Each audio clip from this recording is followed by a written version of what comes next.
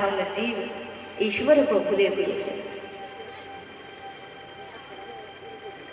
हजारों हजारों पुण्य का जब उदय होता है तो मनुष्य को, जीवों को मनुष्य शरीर मिलता है। जीव को मनुष्याणां सहस्रसु कश्चित् जतत सिद्धये जततमापिं सिद्धानां कश्चित् मां वेत्ति तत्त्वतो, श्रीमद् गीता। हजार हजार देह को परिवर्तन करने के बाद मनुष्य शरीर मिलता है जीव को, और हजार हजार मनुष्य शरीर मिले हुए मानव में से भगवान कहते हैं एक मेरा भजन करता है। और ऐसे हजार हजार लाखों करोड़ों मनुष्य भजन करते करते एक मनुष्य मेरी प्राप्ति करता है।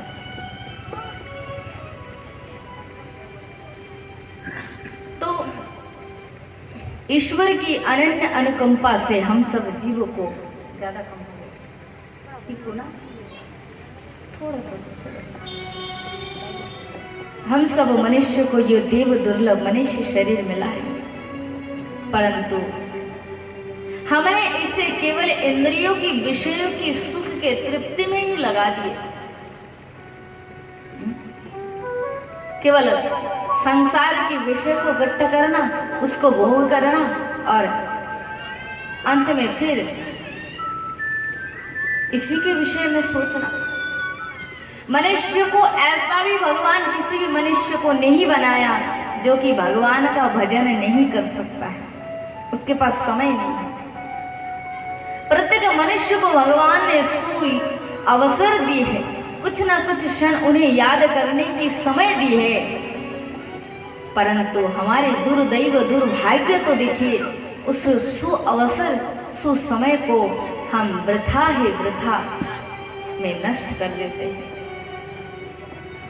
इसीलिए बार बार अपनी बुद्धि से सावधान होकर, बार बार विवेक का आश्रय लेकर किसी भी क्षण का, किसी भी समय को वृथा नष्ट ना करके भगवान का स्मरण करो, उनका नाम का जप करो, मन से बुद्धि से उनके स्वरूप का चिंतन करो।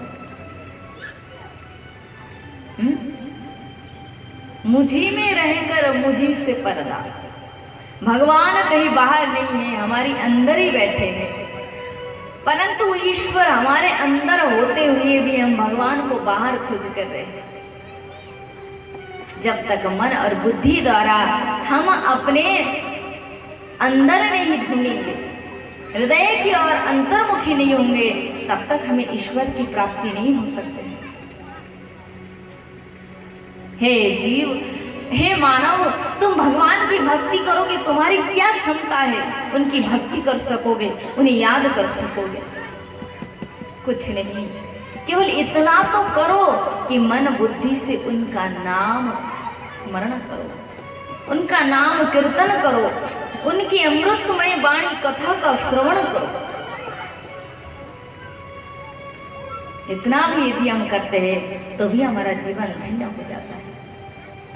परंतु जब पूरा जीवन हमने विषय भोगों में, भाग दौड़ में, पर चर्चा, पर निंदा में, पर बुराई में, दूसरे के प्रति द्रोह, हिंसा, वृथा कथा में हमने अपने जीवन को जब गवा देते हैं, जब बुढ़ापा आता है, तब हमारे पास खड़े होने वाले कोई नहीं होता है। हजारों हमारे मित्र होंगे, हजारों हमारे बंधु सखाए होंगे, परंतु जीवन में जब हमारी दुख की परिस्थिति आती है तब कोई साथ नहीं रहता है।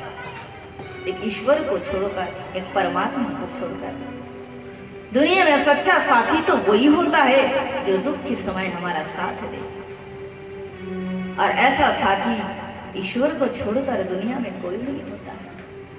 इसलिए समय रहते उस असली बंधु, असली जो हमारे मित्र है, उस ईश्वर से मित्रता स्थापन करो, संबंध बनाओ, और हर समय उनको याद करो। याद करते करते करते उनको इतना स्मरण करो कि जीवन में जब दुख की परिस्थिति, बुढ़ापे का अंतिम समय भी हमारे जीवन में आ जाए तो भी हमें किसी प्रकार की दुख की अनुभूति ना हो। हमें यह अनुभव हो कि हमें किस बात का दुख है, किस बात का।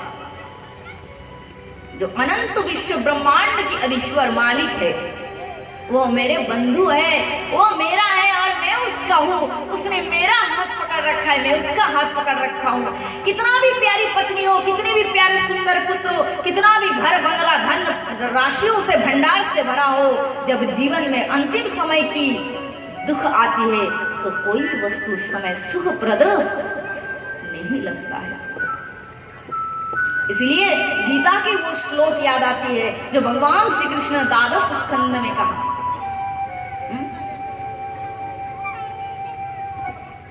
विषय इंद्रिय संज्ञा तदग्र अमृतपमं परिणामे विषमः तत्सुखम राजसम स्मृतिः। संसार के सुख, संसार के विषय पहले मनुष्य के लिए अमृत के समान होता है। ये संसार का नियम है। संसार में जब हम मन को देंगे, माया में जब हम मन को देते हैं तो पहले वो अमृत की तरह लगता है, परंतु परिणामे विषमः, परिणाम में यही सुख विष के समान हो जाता है। और सात्विक सुख भक्ति में उसका उल्टा है। संसार के जो है नियम, भक्ति में उसका उल्टा है, विपरीत है। संसार में सुख पहले मिलता है, दुख बाद में मिलता है, और भक्ति में पहले दुख मिलता है, बाद में सुख मिलता है। यत्तग्र विषम, ये दूसरा श्लोक है श्रीमद् गीता की। यत्तग्र विषमं परिणामे अमृतपमं तत्सुखम सात्विकम प्रत्याप्रत्त बुद्धि प्रसादजम। भक्ति में पहले मनुष्य को दुख मिलता है, क्योंकि भगवान जीवों की परीक्षा लेते हैं कि इसके हृदय में मेरे प्रति कितनी विशुद्धता है, ये मुझे चाहते हैं या संसार को चाहते हैं। भगवान परोक्ष देखते हैं, चेक करते हैं। और जब भक्त भक्ति में उत्तीर्ण हो जाते हैं, भगवान के चरणों को छोड़कर भक्त के हृदय में और किसी वस्तु की इच्छा जब नहीं रह जाती है, तब भगवान परिणामे अमृतपमं, तब भगवान उसी भक्त को खुद को स्वयं दे देते हैं। भगवान कहते हैं जो मुझे चाहते हैं उसको देने के लिए मेरे पास कुछ भी नहीं रहता है, इसलिए मैं खुद को स्वयं को उसे दे देता हूँ। जब मेरे पास उसे देने के लिए कुछ भी नहीं रहता है तो मैं खुद को स्वयं को उसे दे देता हूँ।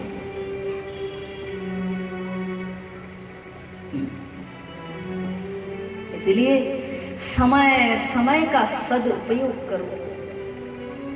जिस प्रकार महाजन कहते कि धन को 5 भाग में बांटना चाहिए, आज बलि जी की कथा में आप ये टॉपिक, इस चर्चा को आप श्रवण करोगे। उसी प्रकार मानव जीवन को भी किसी कुछ भागों में बांटना चाहिए। कुछ संसार के लिए होनी चाहिए, कुछ भक्ति के लिए होनी चाहिए। क्योंकि ये जो संसार, ये चौकाचौंध, ये जो दुनिया दिखाई दे रही है, जब तक हमारी आंख खुली है तब तक ही दिखाई दे रही है। जिस क्षण ये नेत्र बूंद जाएंगे, ये नेत्र की पलक बूंद जाएंगे, बंद हो जाएंगे, तब ये संसार के बदले अंधेरा ही अंधेरा आंखों के सामने दिखाई देंगे। परंतु क्या करें, भगवान की माया इतनी प्रबल है कि हम सब जीव उस माया में इतने ठगे जा रहे हैं कि मृत्यु हमारी इतनी करीब है, सबसे बड़ा पतन हमारे करीब है, फिर भी हम जीव उसको देख नहीं पा रहे। क्योंकि उसको देखने के लिए ये 2 चक्षु आंख की जरूरत नहीं है, उसको देखने के लिए केवल ज्ञान दृष्टि की जरूरत है। और ज्ञान दृष्टि उसी में होता है जो वास्तविक सत महापुरुष है।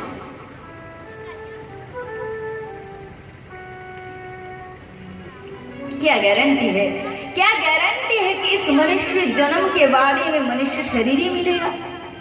ये जरूरी नहीं है कि इस बार अच्छे खानदान में आ गए, अच्छे घराने में आ गए, बढ़िया खा रहे पी रहे मौज कर रहे, अगले जन्म भी वैसा ही होगा। और कितने लोग कहते हैं महाराज कोई बात नहीं, कोई बात नहीं, कुत्ता बनना है तो बन लेंगे, कोई दुख नहीं। पर ये बात ना खाली कहने सुनने के लिए ठीक लगता है, उससे आगे तो ठीक नहीं लगता है। उसके आगे ठीक नहीं लगता है, क्योंकि कहना और बनना हो जाना बहुत अंतर है। इसलिए हमें बहुत सावधान होकर मनुष्य जीवन में ये कोशिश करनी चाहिए कि हमारी मन बुद्धि किसी भी प्रकार परमात्मा से जुड़ जाए, कनेक्शन हो जाए। जैसे ये बल्ब, ये लाइट जल रही है, क्यों? क्योंकि इसमें तार का कनेक्शन जुड़ा दिया गया है। जब तक इसमें तार का कनेक्शन नहीं है तो ये बल्ब नहीं जल सकता है। तो उसी प्रकार जब तक मन का कनेक्शन परमात्मा से नहीं होता है तब तक जीव पूर्ण विशुद्धता प्राप्त नहीं कर पाते हैं, तब तक जीव मुक्त नहीं हो पाते हैं, तब तक जीव ईश्वरमय नहीं हो पाते हैं, तब तक जीव अपने इस संसार के चक्रव्यूह से, चक्र जो है ना, इससे आजाद मुक्त नहीं हो पाते। इसलिए वेद कहते हैं न अल्पे सुखमस्ति यद वै भूमा तत्सुखम। ये मैं हूं और मेरा है। हम लोग यही सोचते हैं, ये 2-3 बच्चे मेरे हैं, ये मेरा घर, ये मेरी गाड़ी, ये मेरा आंगन, बस यही मैं और मेरा, इतने से ही हम लोग तृप्त हो जाते हैं। और आगे दुनिया भी है, कितने सुंदर भगवान ने इस दुनिया को बनाया। इतना जिसकी रचना इतना सुंदर, वो कितना सुंदर होगा। जिसने दुनिया को बनाया, पक्षी बनाई, सुंदर पर्वत बनाए, नदियां बनाई, समुद्र बनाए, अनंत विश्व ब्रह्मांड बनाए, परंतु हमारी नजर उधर नहीं है, हमारी मन बुद्धि उधर नहीं है। केवल मैं और इतने में ही मेरा, ये घर, ये द्वार, 2-4 परिवार के माता पिता, भाई बंधु सज्जन, हमारे कुटुंबी जन, इतने से ही हम लोग तृप्त होते हैं। परंतु वेद कहते हैं इसमें जीव की वास्तविक तृप्तता नहीं होती है। 2 दिन नौल पे सुखमस्ती यद वै भूमा तत्सुखम। पिंजरा में रहने वाली एक पक्षी भी बार बार अपने चोंच से पिंजरा के लोहे की जंजीर को दांत से चोंचती है और बार बार इस श्लोक को कहते हैं कि नौल पे सुखमस्ती यद वै भूमा तत्सुखम। इस श्लोक को माने, इसी भाव को, श्लोक माने कि ये तो वेद का श्लोक है, उस भाव को प्रकाश करती है कि इस पिंजरा में मुझे नहीं रहना, चाहे वो सोने का पिंजरा ही क्यों न हो, मुझे इससे आजाद करो। मैं तो खुले आसमान के उड़ जाऊंगा, उड़ के मुझे जहाँ जहीं अनाज मिले, सूखा रूखा मिले, मैं उसी को खाऊंगा, गुनगुनाता हुआ पेड़ों में, पौधे में, नदियों में, सरोवरों में, तालाबों में घूम घूम कर अपने दल के संग मैं इस शून्य आकाश में, इस खुली दुनिया में नाच गाते फिरते मैं घूमूंगा। तो एक पक्षी भी यदि आजादी चाहती है तो हम तो खैर मनुष्य हैं, हम तो जीव हैं। माँ के गर्भ में जब जीव आते हैं तो परमात्मा के सामने बड़ा बड़ा संकल्प करते हैं, हे भगवान दुनिया में जा रहा हूँ, तुम्हारा भजन करूंगा, बहुत जन्म मैंने विषय संसार भोगों में वृथा नष्ट किया, इस बार जन्म लूंगा तो सच्चे दिल से हे परम पिता तेरी भक्ति करूंगा। क्योंकि एक पुत्र का कर्ज होता है पिता के ऊपर। जो माँ बाप आपको बड़े करते हैं, लायक करते हैं, कि आपका उनके ऊपर कोई धर्म नहीं होता है, कोई धर्म नहीं होता है कि बुढ़ापे के समय उस माँ बाप को आप बुढ़ापे के समय उनका देखभाल करो, उनकी सेवा करो। होता है कि नहीं? जरूर होता है। तो उसी प्रकार ये तो जागतिक पिता है और वो ईश्वर तो हमारे परम पिता है। उसने इस दुनिया में भेजा कि हे मानव, हे जीव तुम इस भव सागर, दुनिया जो ये संसार रूपी सागर है, यहाँ पे जाओ और जाकर प्रेम रूपी संपत्ति को कमा कर लाओ। आप कहोगे प्रेम संपत्ति मतलब, इसका अर्थ क्या हुआ? क्योंकि इस दुनिया में आकर, इस संसार में आकर कोई भी संपत्ति आप कमा के ऊपर लेकर नहीं जा सकते।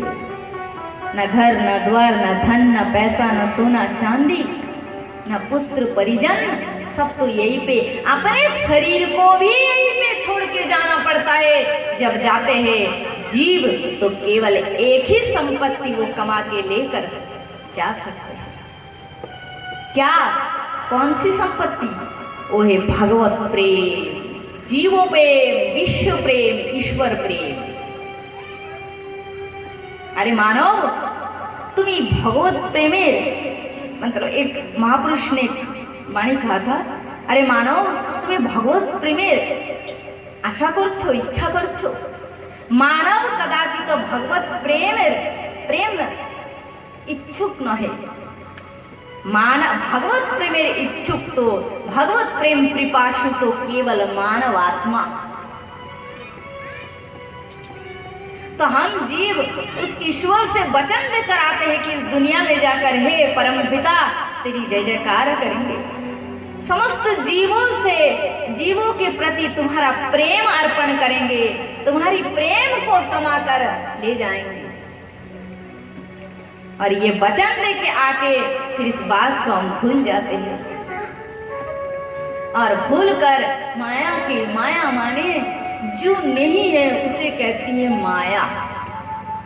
जैसे जल में कभी कभी सूर्य की रश्मि का भ्रम हो जाते हैं, परंतु वास्तव में जल में सूर्य की रश्मि का प्रतिबिंब है, सूर्य की रश्मि नहीं है। प्रतिबिंब सूर्य की गिरता है, जल में सूर्य की जो प्रतिबिंब गिरता है तो वो तो सूर्य की प्रतिबिंब है, सूर्य नहीं है। परंतु भ्रांति होने लगता है कि शायद माटी के जो घड़ा के जल के ऊपर सूर्य भासता है, लगता है कि ये असली सूर्य है, पर वो सूर्य नहीं होता है। उसी प्रकार ये संसार जो हमें ये दिखाई दे रहा है, वास्तव में ये सत्य नहीं है। केवल घोर अज्ञान मोह के माया के कारण ये हमें सत्यवत अनुभव हो रहा है। जिस दिन भगवान की कृपा से सत्संग करते करते हम जीवों के हृदय में ज्ञान प्रकट हो जाएगा, ज्ञान दृष्टि हमें मिल जाएगी, उस दिन ये चीज, ये संसार की असलियता हमें बोध हो जाएगा।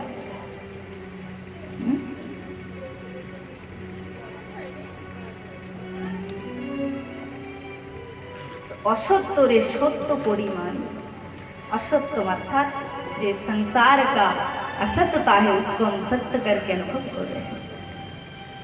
इसलिए मनुष्य जन्म पाके भगवान का भजन करो, भजन करो, भजन करो।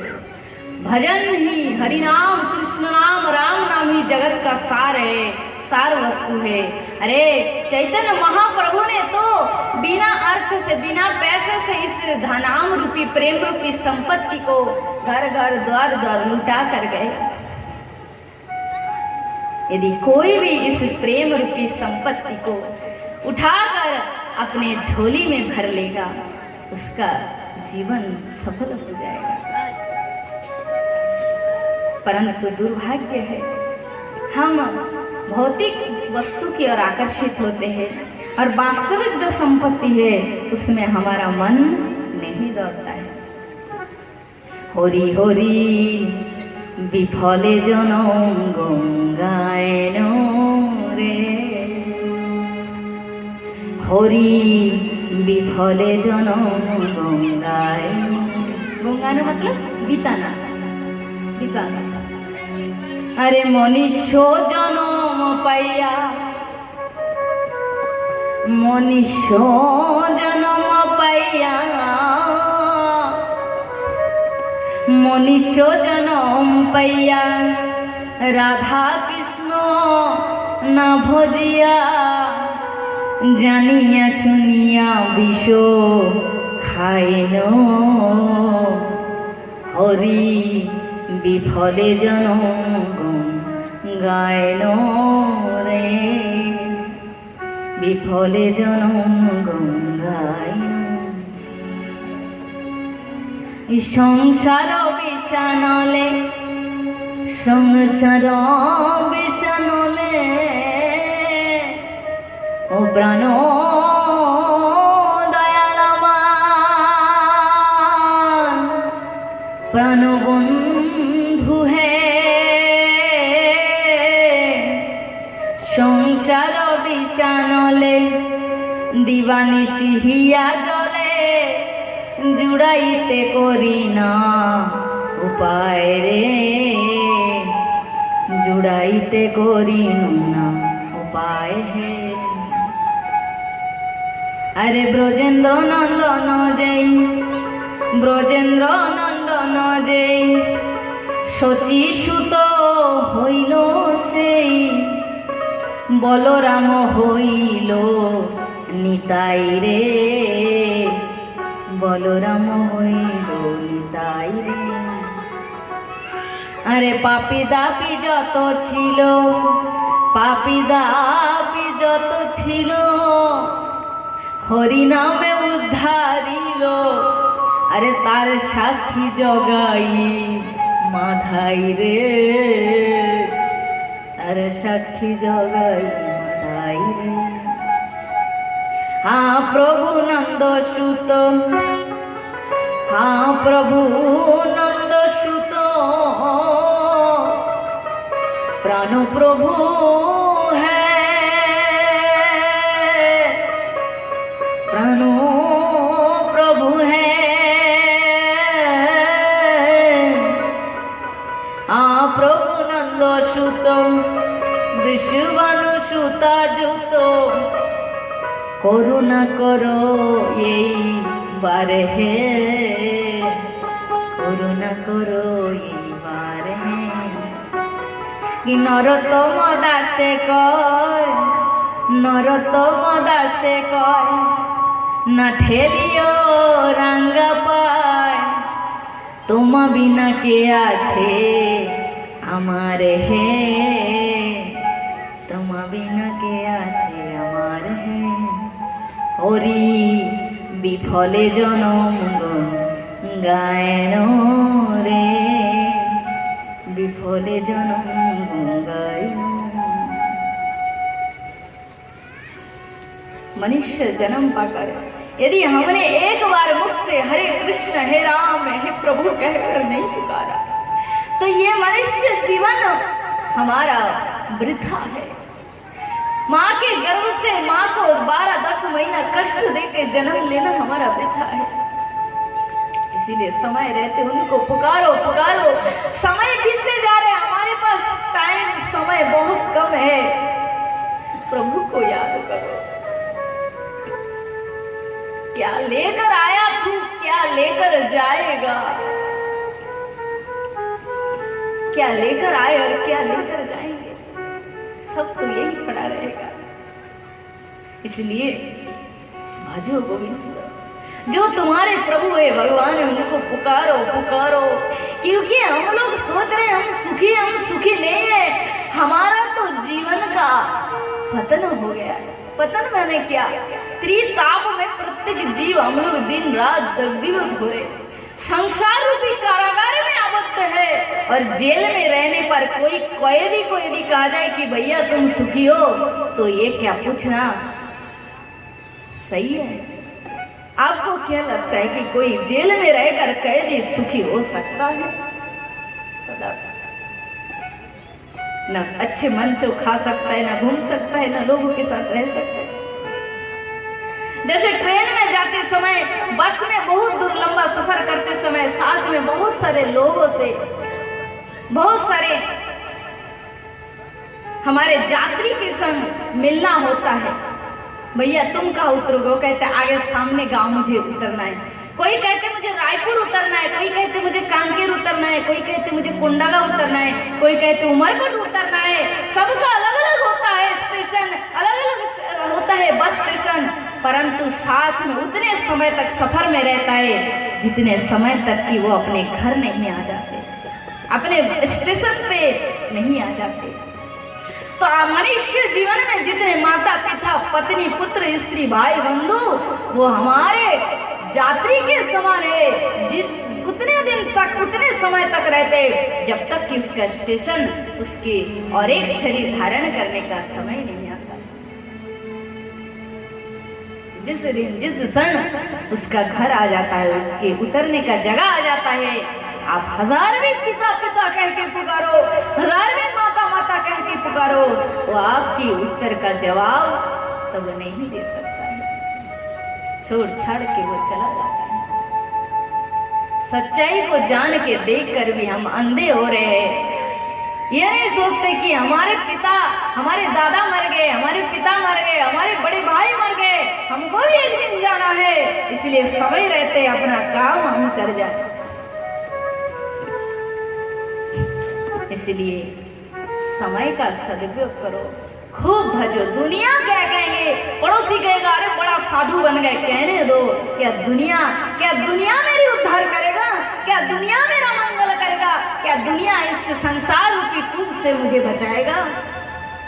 कदापि नहीं। जाना मुझे, आना मुझे अकेला था, जाना भी मुझे अकेला पड़ेगा। इसीलिए जब तक खुद का ही रास्ता है, पीछे की ओर क्यों देखना है? चलते जाओ, चलते जाओ। दुख में मत घबराना पंछी, ये दुनिया तो दुख का मेला है। चाहे कितना भी अंबर कितना हो, उड़ना तो तुझे अकेला है।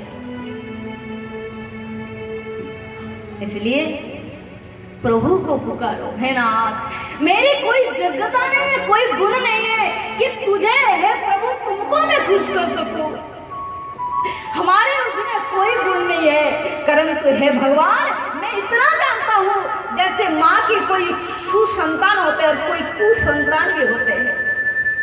हे प्रभु उसी प्रकार मैं तेरा वो नालायक बच्चा हूँ जिसमें कोई गुण नहीं है, तुझे खुश करने की शक्ति मुझ में नहीं है। बस प्रभु फिर भी मैं इतना ही जानता हूँ कि मैं तो सिर्फ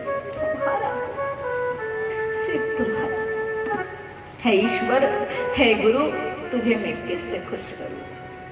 कि धने तू शिव गुरु आमी दीवानी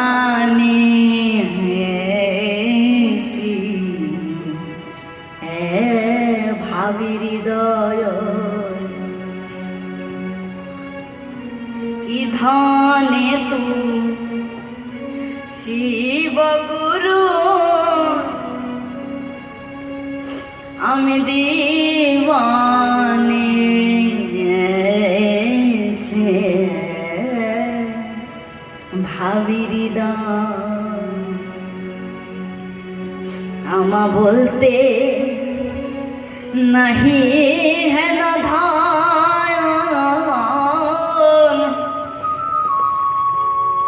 সকল ধনের কর্তা তুমি,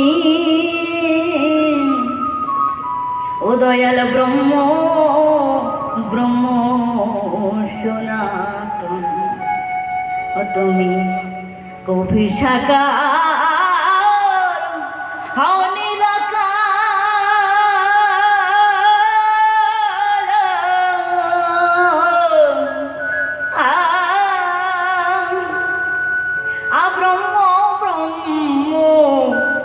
ब्रह्म जगत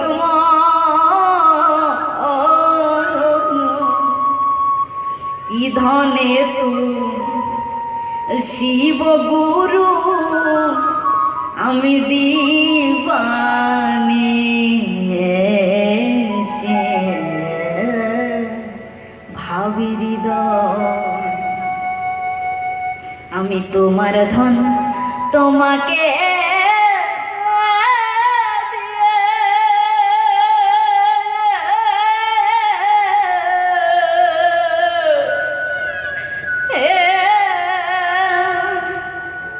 ও দয়াল গোসা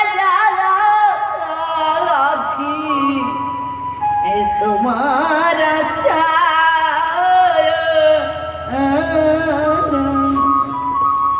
ও কি ধনে তু শিব গুরু আমি दीवानी से भावी हृदय।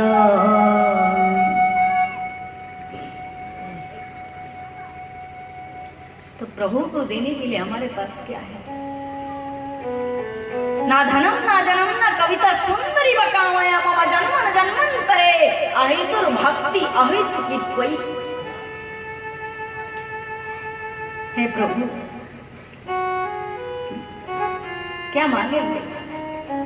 क्या दे सकते हम प्रभु को? हम तो खाली मांगते हैं, पर कभी सोचना चाहिए हम तो भगवान से मांगते हैं, कभी सोचा है कि भगवान को क्या चाहिए हमसे, उस ईश्वर को हमसे क्या चाहिए? हे ईश्वर, देने के लिए मेरे पास तो कुछ है नहीं, परंतु हे प्रभु तुम्हारी कृपा मुझ पर हो ताकि मैं कुछ तुम्हें देने की चेष्टा कर सकता हूँ। हे प्रभु तुम्हें क्या चाहिए?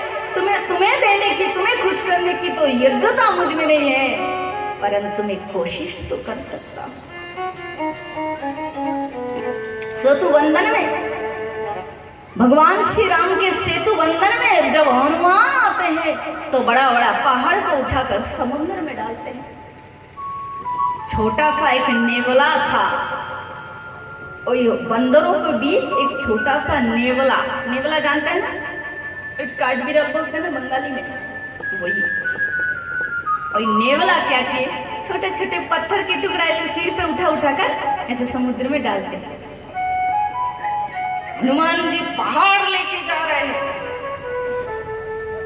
नेवला जा रहा था, रास्ते में आ गया, हनुमान जी ने कहा हट जा हट जा, इतना छोटा पत्थर लेके जा रहे, सामने सर जा, देखता नहीं कितना बड़ा पहाड़ लेके जा रहा हूं।